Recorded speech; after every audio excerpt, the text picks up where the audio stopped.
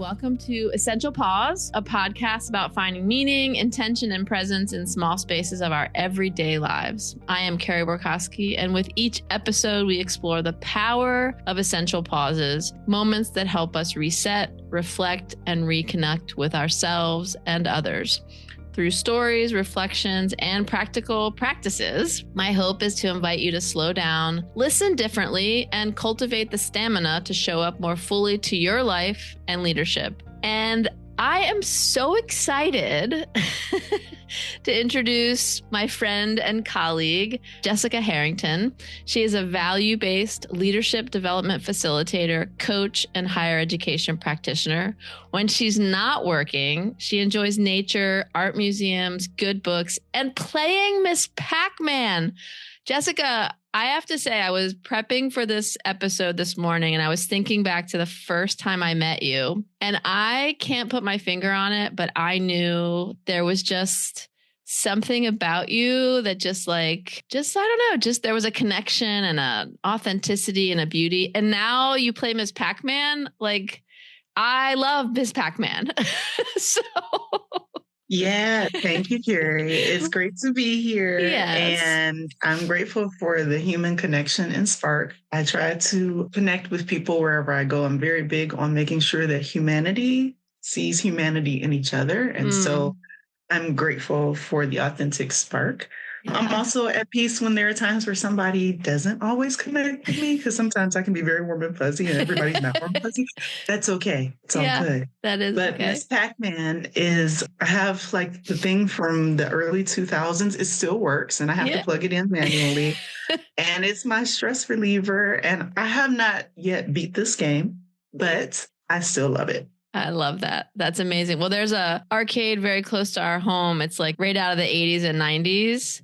You pay like $20 and you can go in and just play whatever. And so I just plant myself at the Miss Pac-Man machine while my kids float around to all the fancy games. So that's amazing. Yeah, it spoke to me. So I know when I reached out to you about this, you were the first person to say, yes, let's do this. And you mentioned a theme of awakening the welcome within, which I was curious and interested in. And so I love a good definition. I feel like it grounds us because we all have different notions of different words. And so I was hoping we could start with, when you say that word welcome, what does that mean for you? Yeah, I too love words. I love a good dictionary. I love etymology. I don't know if there was actually a major in that in college and I missed it, but I love words. And so the history, as I understand it, of the word welcome has to do with a pleasing arrival. Like there's a guest that you're excited to see and their visit brings you pleasure. And so another older translation also kind of says a wished for guest, like a guest that you wish for. Our more contemporary dictionaries say that it means to greet hospitably, with courtesy, to accept with pleasure the occurrence or presence of something or someone. So welcome. I really am drawn to this idea that there's someone that we are excited to see. And I know that when I leave the house and I go to my 9 to 5, I can't say that all 8 hours of the day I feel welcome in every space at all times. And that's okay. But what's important is that when I come home, that I am actually experiencing that sense of welcome within, because it may not always be experienced without or external to me, and that's fine. But when it is, it's wonderful. But regardless of what happens externally, it's important to cultivate a space that is within me that says, you are a welcome guest here. I see you, I honor you, and I'm glad to be you. Like it's an internal narrative that we can develop. Internal narrative. Yeah. So I love that pleasing arrival definition resonates with me. And so I always try with audiences to get as sort of tactile and tangible as possible so that when they're listening, they can take something we've said and translate it into their own world. So I'm wondering, Jessica, can you say more about welcome within? So like you're coming home, you're having one of those days, you come home from work, maybe you're tired, you had just a tough conversation or a rough day, or I mean, look, the world is the world right now. So I think that's entirely possible. So like, what does that look like to operationalize this idea of welcome within? Like, what does that look like for you? If you wouldn't mind sharing. Yeah, the first word that comes to mind is presence. It is an active awareness of exactly where I am in this moment. So if I were a teacher or a principal, for example, in the education system, and I came back to my home apartment or wherever I dwell, to recognize that when I step through that door, I no longer have to play the role of principal here, but I am presently at home. And so I can stop and say, Jessica, you have crossed that threshold. What do you need here? What do you love to enjoy here? Who are the people, if there are people that live with me, that I get to embrace just as Jessica, not Jessica, the title. So stepping into that presence and being present when I'm at home and then feeling at home in myself.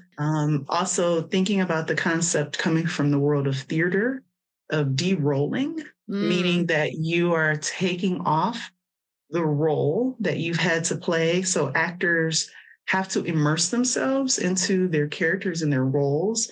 And I think that there may be some risk that you start to merge the two. Like, I am the person that I played. And so de-rolling is a way for actors and actresses to come back home into their bodies. And it's really about getting back into the present. So the script is closed. We're not on the stage anymore. There's no more filming. You are back into your life. And it's important to remember and to acknowledge yourself in the present as you are. So I think of us as being able to de-roll in our personal lives. Not that we're acting when we leave the house, but we do have responsibilities. And many of us have titles that are assigned to us for our jobs. There are many roles and hats that every leader and every person may play. And there's also an authentic person who is all of those roles and yet none of those roles. Just person who is worthy of dignity and being seen and honored, even if they don't put on another role again. Yeah. What do you need, right? You said, what do you need in this moment? This podcast is all, and the Substack that I write is all about these ideas of essential pause. And so I feel like the coupling of a pause and presence feels really important in this work, in finding that welcome. I'm wondering, so I have so many questions, Jessica. I'm trying to self-manage. So you said when we go into places of work or community, wherever it is outside of our home, we do have different roles, but it doesn't mean we're not who we are, like authentically. And I couldn't help but think about core values. And so I'm wondering, can you situate core values in this sort of welcome within for me? Yes, absolutely. So our values are what we hold as being most important to us. And so even the question of what do I need, it's really a values-based question, because often what we need is based on what is most important to us. So if I come home and if I don't have children, but if I had small children, I would need to make sure that they're okay. The first thing isn't that I need to maybe stop and put my feet up. For me, from a nurturing standpoint and knowing this is how I am with my cat. It is to make sure that others that I'm responsible for are okay, where someone else who might say, oh, I just come home and there's me. I need to eat first. Like, my values are centered around, I don't get to eat healthy throughout the day. For whatever reason, I'm on the go. I'm always on my feet. So that person might say my needs are connected to, I need to pause and have a good meal. Whereas a nurturing values might say, oh, I need to make sure the people in my home are nurtured before I can make a meal. But our values are about what we hold and deem as most important, and honoring those is a way of having our needs met. So the two are connected. Yeah. So I'm still thinking about, when you go to work, when you wear these different roles, the de-rolling process, it's not going from inauthentic to authentic. I'm still sort of thinking about that. And so you said, if you come home or if you have kids or if you need a meal or if you have a cat, like that really is a values-based decision. So can you talk a little bit about what does this look like at work? And then how does it change if you're like in a home space? Because that's what we've been using as an example. Like what's going on with your core values in those different moments? At work, the set of values I may have at work might be the same as home, but they might look different. So I'm someone who genuinely values compassion. As much as is possible is important. It's important for me to give compassion, to experience compassion, to live it. I need it in my relationships. I do not do well in relationships where compassion is completely lacking. With that said, when I go to the office, I do not have an expectation that everyone highly values compassion. I don't expect people to come in and give me hugs at work, right? Yeah. I am still authentically Jessica who values compassion in meetings. At the same time, I know that in that setting, what I view as compassion would be different from at home. So again, I'm not offering 10,000 hugs to every coworker that I meet, though there are sometimes when we all just need a hug, right? Yeah. But I have no expectation of it, nor do I offer it. Authenticity is about being genuine. Like I'm not disingenuous. I'm learning the measure of the value for the setting that I'm in based on the goals and the place. So if the goal is for us to have a meeting about an event coming up next week, compassion looks like me being present for the meeting, being ready, really listening to the needs for what we need to plan for, shaking hands maybe if we're in person, and that's it. But when I get home, compassion might look like those genuine hugs, that care, or being able to just spend time with people that I love. But at work, it looks different. So it's the same person, it's the same value, but the context is different.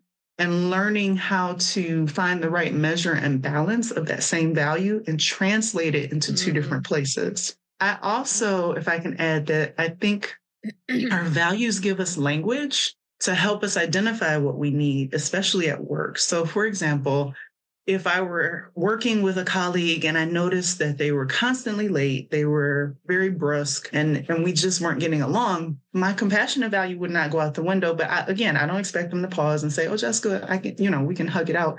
Probably not going to happen. But what I can say is, this is probably an internal dialogue first. I really value compassion in connecting with people.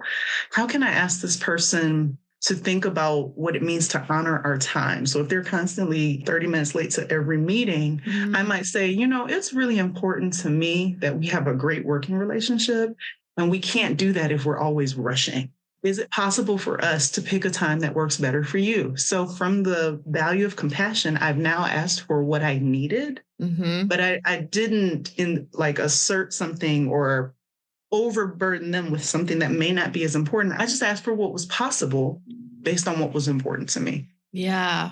I love that. I feel like you're giving me new language, this idea that values look differently, right? Because I often in my role as a coach or working with students, I'm sure you get this too, Jessica. The question when I ask, if I invite a group to explore core values, the first question they ask me is, do you mean my work values or my personal values? And we have this conversation about how I believe that they should be one and the same.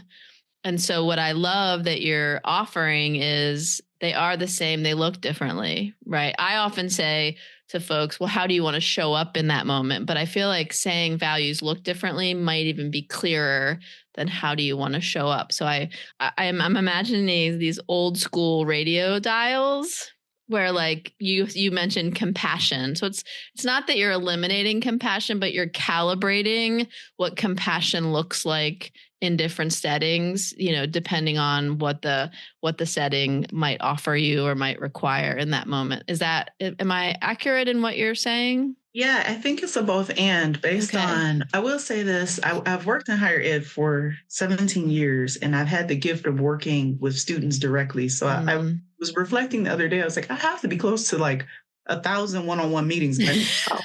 And meeting with people from all over the world, literally from all over the world. And it's a gift to hear people inside of their narratives and to think about their values with them.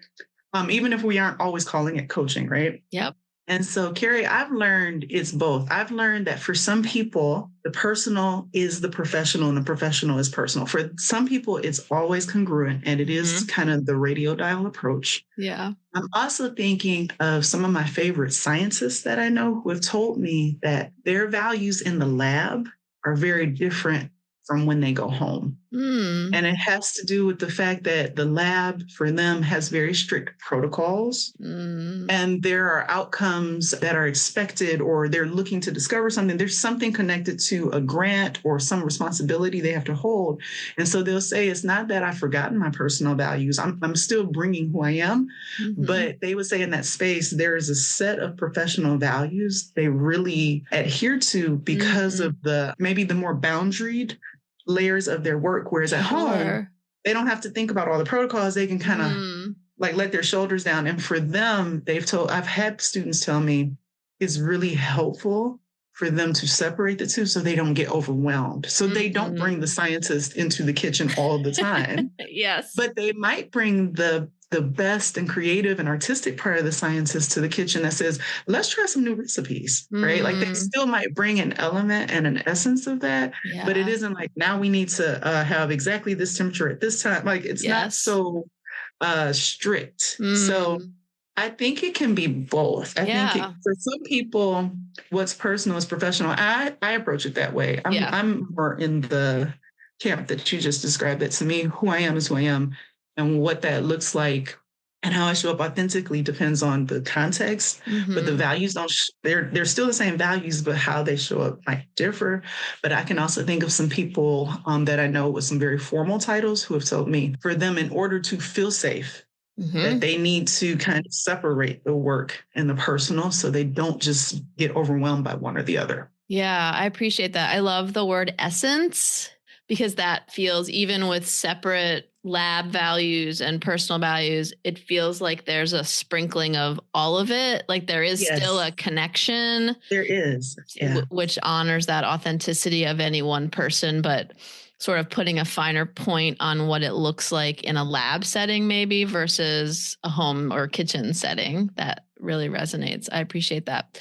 So I love to think about the cognitive, the spiritual, the emotional, all the things. And so I'm really curious, Jessica, as we think about the welcome within, our core values, the values in the lab, the values at home, for you, and maybe folks have shared with you, how do you know, like, what does it feel like to be aligned or to have that welcome within? Like, how do you know when you're sort of firing on all cylinders with your values? Like, do you feel that? And if so, can you give us some words to understand it?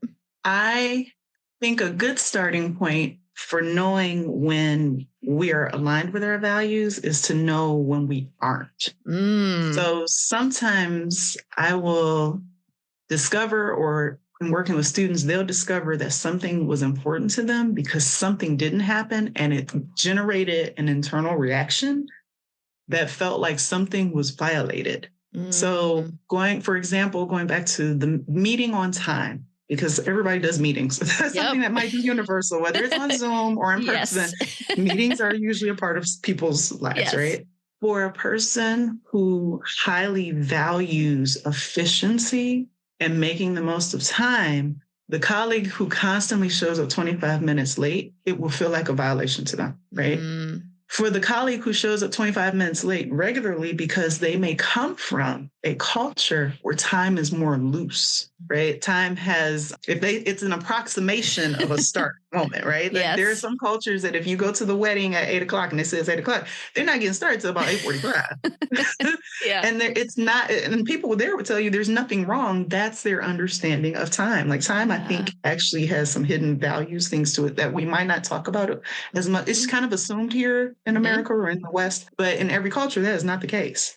So for that person, so you have two different values here. You have one person who looks at time as, an approximation based on their cultural understanding of time and the way they relate, like relationships are built on, the meeting starts when we all get there. right? Because Yeah. they value relationships and that's just what it is. Yeah. And then you have the person who highly values efficiency and starting and ending on time. And they say, oh, you're late. And they feel like something has been violated. So one way to identify or start to identify what could be important is to notice when you inside of yourself, it's not that you're just offended, but you really feel like somebody didn't honor something that was important to me. That can be a clue for there's a value statement or a values principle there that's being violated, and it might be hard to articulate it. It might even take like 10 times to even figure it out. And that's the experience of working with students is that they'll say, I have this advisor. I can't figure out what it is, but it's not working. And then when they would tell me these stories, I was like, you've said 10 times that they were late and it bothered you. And that's what it was. It bothered them. It wasn't just that they were late.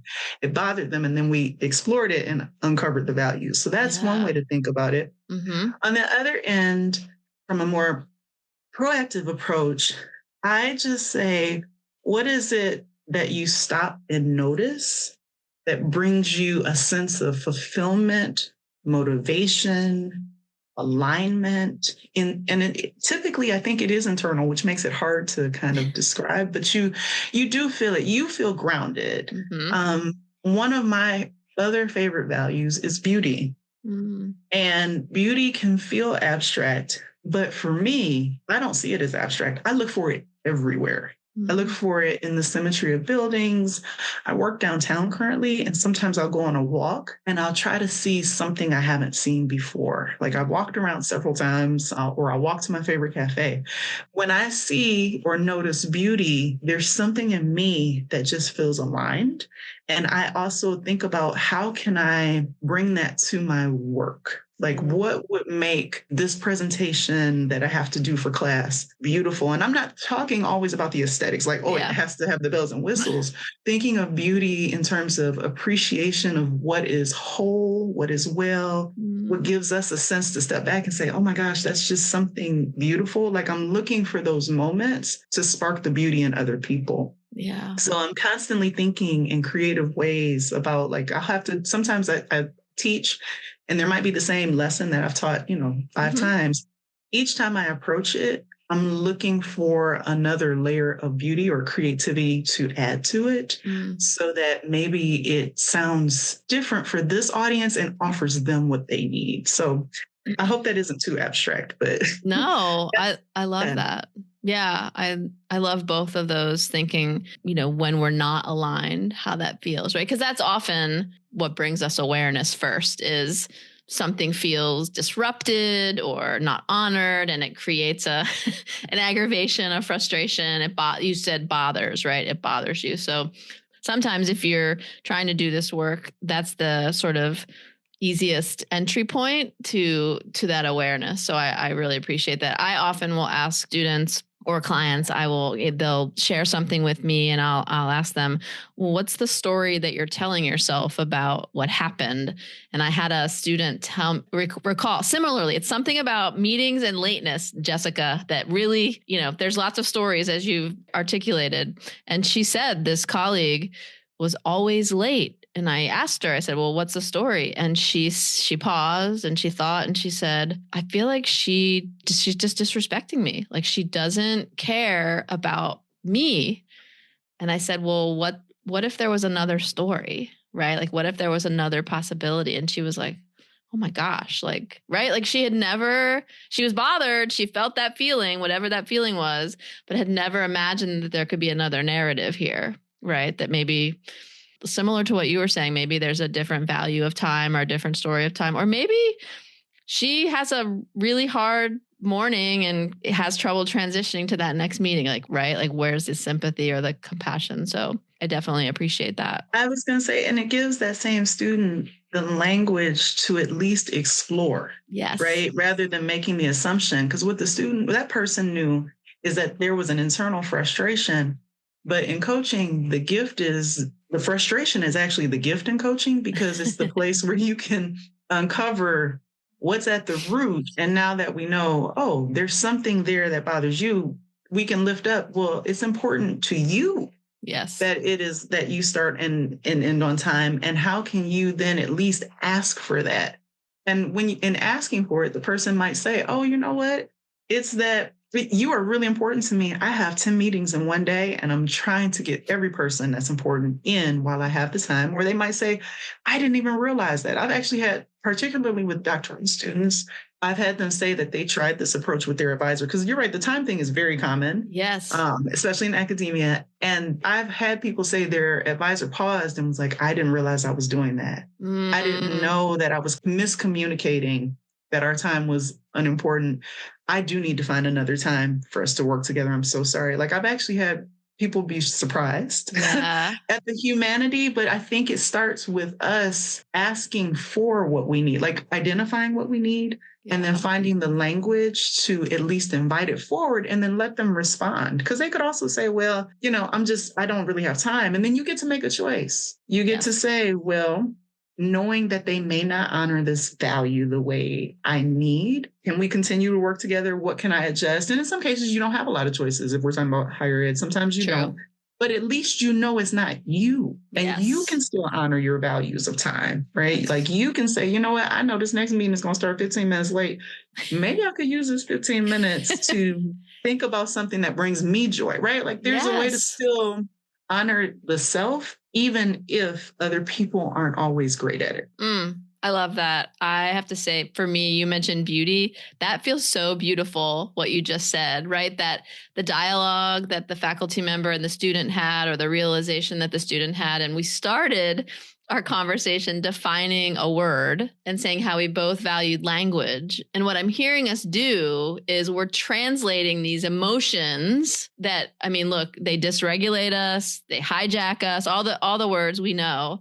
And what you're offering is to think about, what are the words that actually could translate that emotion to the other person? How do you use values to translate? And I think that's so important. Right now, we're having a great dialogue about this thing that was bothering me, not just that it's bothering me and now I'm annoyed with you, right? Because it doesn't stop with bother.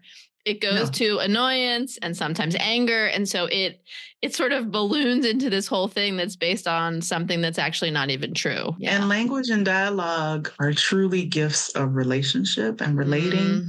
And it's becoming really easy not to relate. Yes, absolutely. So I'm all for the hard work of the language that comes with embodying values, asking for what we need, and having the conversations around those values. The discomfort there is much better than the suffering of isolation. Yeah.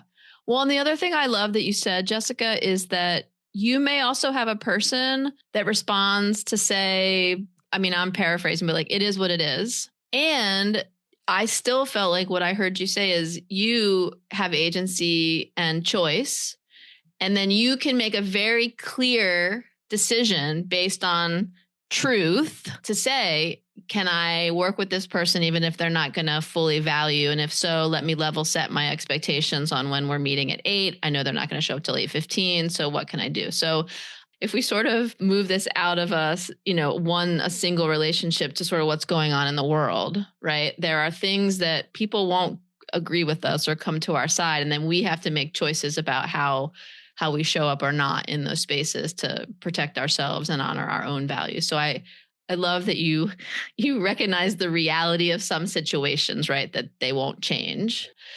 I was wondering if you'd be willing, you mentioned de-rolling earlier. And when you and I talked about this in prep, it was a very new term for me. So I want to make sure for folks who are listening, they're like, ooh, what was that word that she said? And can you just talk, now that we've talked about welcoming, we've talked about core values at work, at home, in the lab, can we circle back to de-rolling and just, I don't know, I just want to hear more about it, like how people could use it, what it means, and I just want to sit with it just a little bit longer so people really understand it. Yeah. So de-rolling is, maybe in Jessica language, I might call it the art of stepping out of the expectations of the various roles, some of which have been imposed on us and some of which we have willingly signed up for, but stepping out of those and stepping into a very present space where the only role is not a role at all. It's just me relaxing into me. because roles and what makes something a role, maybe that will be helpful, I think is the expectations of a particular title or identity. So if you are a caretaker, for example, I know many people are caretakers, and that could be for many kinds of ages and people. Even if you have animals or whatnot, there are lots of people that are caretakers. I thought I saw a turkey go by in the picture. Yep, you did. I'm sure you did. Not ours. They're wild. We don't take care of those. But there's a range of caretaking. So caretaking has a set of expectations and responsibilities with it. It is a beautiful role that we get to play, especially in connected to families. It can be very difficult also, thinking about people who care for those with dementia. Understanding that that is one role that you get to play for a certain amount of time, and maybe it might be long, but you have a set of expectations. And at the end of the day, if you are overwhelmed by that role, stressed, feeling like you are over expressing yourself in that role, meaning like I come home and I feel like all I am is a caretaker. All I am is the one, whatever that is. Yeah. De-rolling is a way to come back into balance. I think that's the word here, because there might be some caretakers for whom they say, oh, I did my caretaking. I did it with love. I don't feel out of balance. I actually feel like it's built into my day. I do what I need to do. And for that person, they may not have to think about that as much. I think of de-rolling as being helpful for those of us that feel out of balance with something. And my experience is that if you're meeting, especially with a coaching client, something's probably out of balance. Yes. Most people don't go to coaching or see somebody because they're in balance. Right? Something's usually out of balance. So de-rolling is a way to say, all right, what are the roles that I had to play, but where do I need to step back into the presence and the present of who I am just as a person? And what do I need based on my values? How can I come back into that present self that is not all these titles? So who is Jessica when she's not an employee of a university? Who is Jessica when she is not an active member serving at church, right? Who is Jessica when she is just sitting at home playing Miss Pac-Man? Right. Yeah. And she's just hanging out with her other half. Who is that person? And de-rolling or thinking about it in that way can help us to kind of sort the various roles that we carry. I also think a little bit, maybe in a slight tangent of internal family systems. Thinking about the parts, how many of us have inside of us also many different parts. And the goal is not that you're trying to get rid of those parts. We honor those. And sometimes different parts take the stage. Some parts are very loud. Some parts take the stage at a time you didn't expect. Right. Yes. But I think of that just as a slight tangent, because you're not trying to get rid of your parts. You're not trying to depart yourself. But I just wanted to name that as people, we have many facets. And I invite a concept of de-rolling outside of the theater to anyone who might be listening who is very much involved in acting spaces. We honor your work, and we're not trying to lift what is a very important process. But I think that there's something to be taught from that field is what I'm trying to say, and honor and to learn, to help us to think and say, what roles did I have to play? What were the scripts that I had to use all day? And now that I have stepped back across this threshold, what can I let go of? And what do I need to lean into? And what will I put back on tomorrow? Right now, I'm just here. Yeah. Jessica, this has been amazing. So I want to thank you for your wisdom and your time and your ideas and strategies. I know that the audience will really appreciate all that you've brought into this space. So I'm so grateful for the time together. So thank you so much for agreeing to come on to the podcast. Thank you for having me. I feel honored. All right, everybody. So if you'd like to keep exploring some of the things that Jessica and I spoke about, and, make sure you take that welcoming table practice and give it a try. You can also find some stories and some resources on my Substack. But until next time, take a breath, notice the moment, and remember the pause is always available to you. Thanks for tuning in. If you enjoyed what you just heard, we have a whole universe of podcasts waiting for you. Simply search Dragon Podcasts wherever you get your podcasts. You can also explore our full lineup and discover new shows at podbean.com/dragonpodcasts. That's podbean.com/dragonpodcasts. patreon.com/dragonpodcasts.